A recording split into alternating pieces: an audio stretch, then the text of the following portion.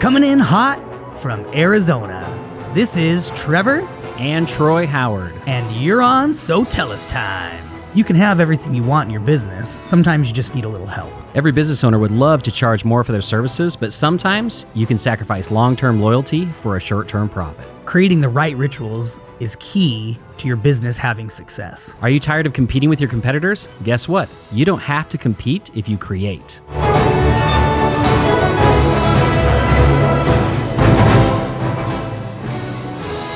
Hey everybody, welcome to another episode of So Tell Us Time, where we get to spend a little bit of time with you each week talking about business, things that you should be doing, getting your mind thinking in the right place at the right time, maybe thinking a little differently than you do, which is a good thing. That's what we all need. We need to see things from every perspective, like a 360.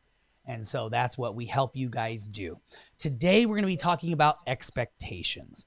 Here's the thing is, there's a lot of things we can talk about expectations with, but today specifically, we're talking about when it comes to your marketing, because that is one that people often fail at. It's one that people often think, oh, I tried that and it doesn't work. And we've talked about this before.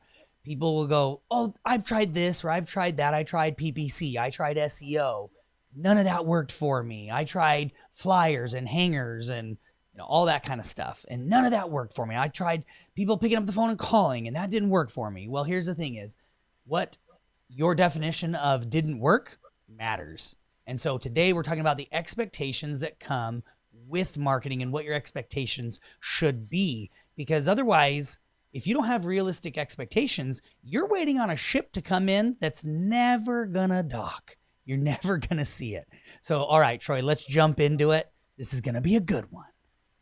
Yeah, absolutely. So we'll start off with sharing a story. We were working with a client the other day, and we were talking about their marketing. We were going over the numbers with them, and, their expectation was just way off. Oh, they're like, ridiculous. Oh, man, I should be making way more money on this marketing. Like, I want it to double or triple what I'm getting out of it. And, Trevor just was like, wait a minute, hold on. Let's just take a second here. How much are you spending a month on marketing? And he's like, well, I'm spending $3,500. And he's like, okay. He's like, and you're generating between $45,000 to $65,000. I think one month he even had $100,000 month. Trevor? Well, yeah, and I'm gonna correct something you said. You said double or triple what I'm spending on it, and it's actually he wanted to double or triple what he was making off of it. Yes, yeah, because he was he's as you're gonna see, he's going to be what is it? What is the X number that he's getting off of that? Yeah, exactly. So we looked at it, and he's like, it's like you're getting 12, 15, 20 times what you're spending in revenue coming back in the door. Yeah. And he's like, oh, that's just not good enough. And it's like, wait a minute, that's not good enough. Yeah. Like, you're telling me that if if you give me $1 and I give you $10 back, or I give you $20 back, you're not going to do that all day long. Yeah, I was totally blown away that the fact that he had spent $3,500 and had a $45,000 month off of that, and he was like, "That's not good enough." And I was like, "What do you mean?" And what it was is he was frustrated with his business actually as a whole. He was like, "I'm down half from what I did last year," and I said, "Yeah, but that doesn't have anything to do with the marketing. It doesn't have anything to do with the $3,500 that you're spending. All that matters when it comes to $3,500 is how much do you make off of it." And it was funny because the previous month, the previous month he had done $150,000 on that same $3,500. Now those numbers are just insane. These anywhere from $45,000 up to $150,000 off of $3,500. Investment, that is amazing. But the fact that his overall business was down by half, which had nothing to do with the marketing, was what was actually upsetting him, right? And so the funny thing was the year before he hadn't done any marketing. And so that's why he's like, well, I didn't do any marketing last year, but this year, now I'm spending $3,500 and I only had a $45,000 month, or I had a $50,000 month last month. And each month kind of varied because of the type of business that he was in. But his his return on investment was phenomenal every month. Yep, exactly. So, and that's really the key, right? He wanted to like double or triple his ROI, but he didn't want to spend any more money getting, more jobs. Yeah. And so, it's setting the right expectation, because sure, I would love to spend $1 and get $1 million back. But the odds of that happening, we know with the lottery, are very, very slim. Yeah. So, honestly, I hope that our listeners, what you're hearing here and what you're saying, but then also I want you to stop and evaluate yourself. What you should be saying is, what an idiot.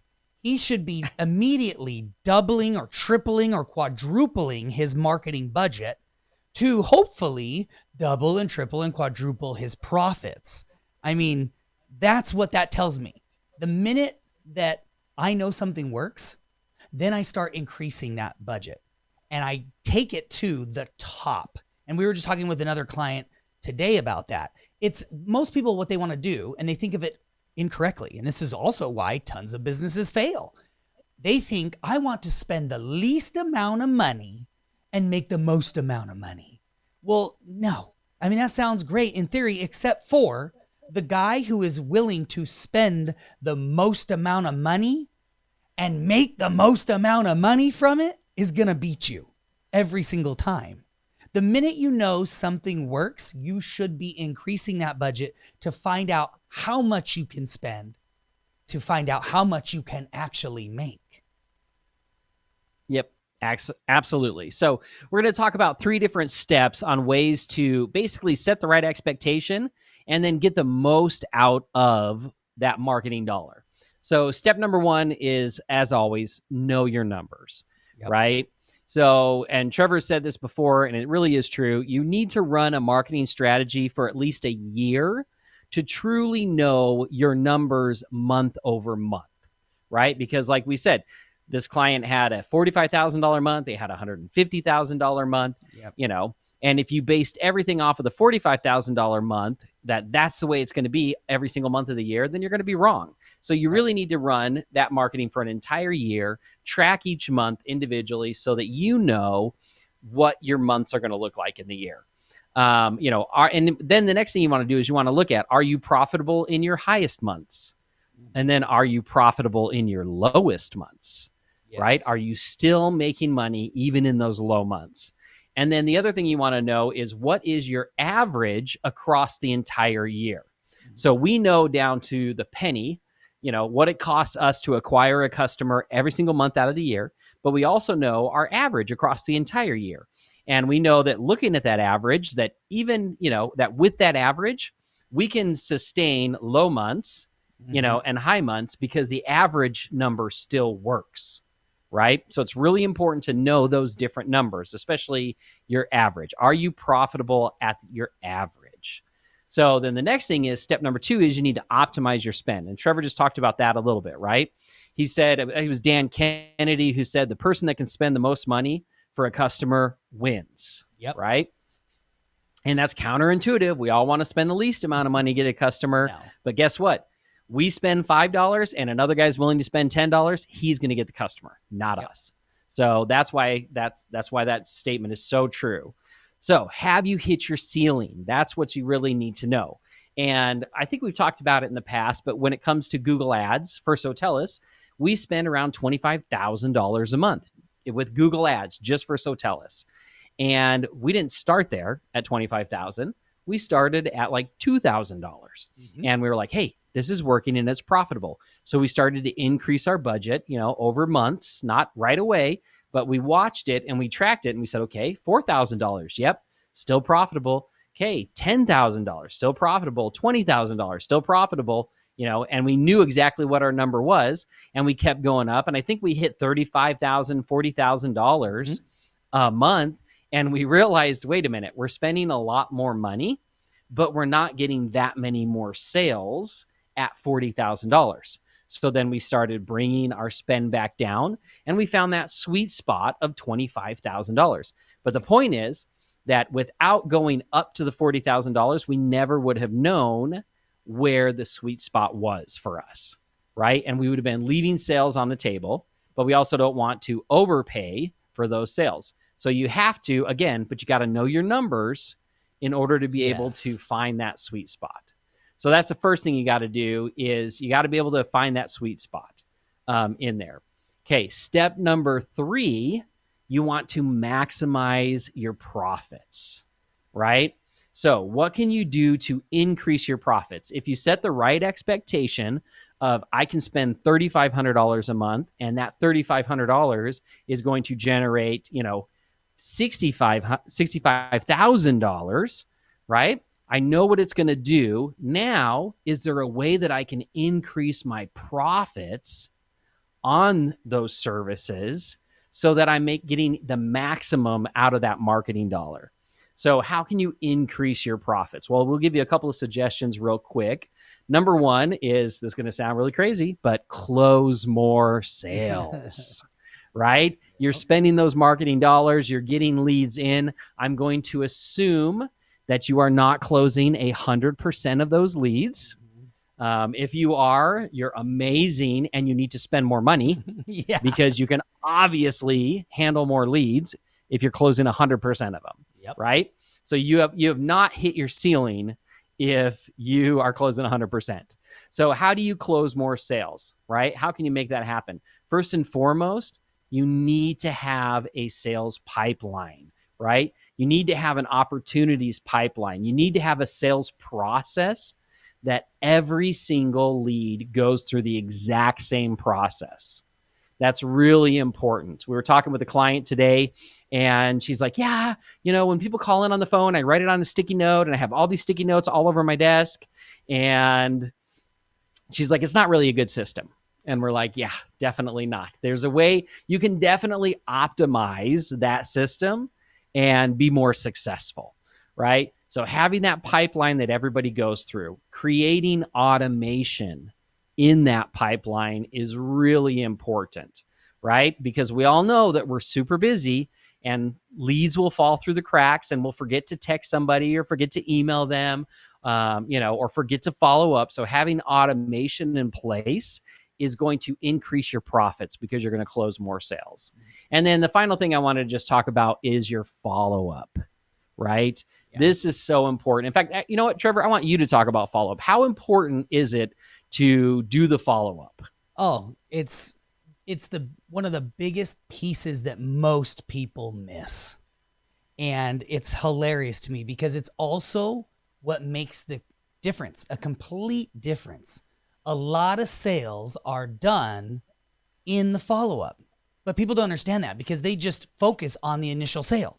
So it's like they try to contact the lead and they communicate with the lead, and then if the lead doesn't close, they're done. And they move on to the next one, and the next one, and the next one, and the next one. And it's sad, but they get enough that keeps them going instead of they would be getting that additional, whatever that is, 1%, 10%, 20%, that happens in the follow-up. Because we already know that on average, people have to be touched between 7 and 8 times in order to close. And most people are doing no follow-ups. That's what's insane. And we've talked about this before in many podcasts about, you having a restoration job that needed to be done and a rebuild job, and that you got multiple quotes and only one person followed up, and that one person got the job, and we've seen that over and over and over again. And that's really one of the big focuses that we've had this year for our clients, is helping them in the follow-up process, because there's a lot of closes within the follow-up. And even us personally, again, this is why we talk about these things, because it's stuff that we're experiencing. As you can imagine, spending $25,000 a month on PPC generates us a lot of leads. And our process was a good sales process, and we've had it for a couple of years now, but we are always looking at how do we make it better? How do we evolve? It already had automation and follow-up and text communication and all of that stuff. And so that's why after a few years of doing this for ourselves, we were like, hey, we need to start implementing this for our customers because this is huge. And recently, we even decided, let's do this. Let's change it a little bit more. We tweaked it, a few things in our sales process, and then we went back. And you can imagine, we've amassed quite a large list. And there's going to be a lot of people who closed, and there's going to be a lot of people who didn't close. And we took those people who didn't close and we started re-engaging them and putting them through our new sales pipeline with different follow-ups and a different kind of sequence based off the data that we had collected over these past years. And it's amazing. We have clients coming in. I mean, we have locations, clients that have 20 plus locations that didn't close a year ago, but now they're closing a year later. We've got tons and tons. Just in a half a month, my guys produced an additional 37 sales out of that, what we called the lost list, from putting them back through and having our new follow-up strategy working on them, as well as our sales guys.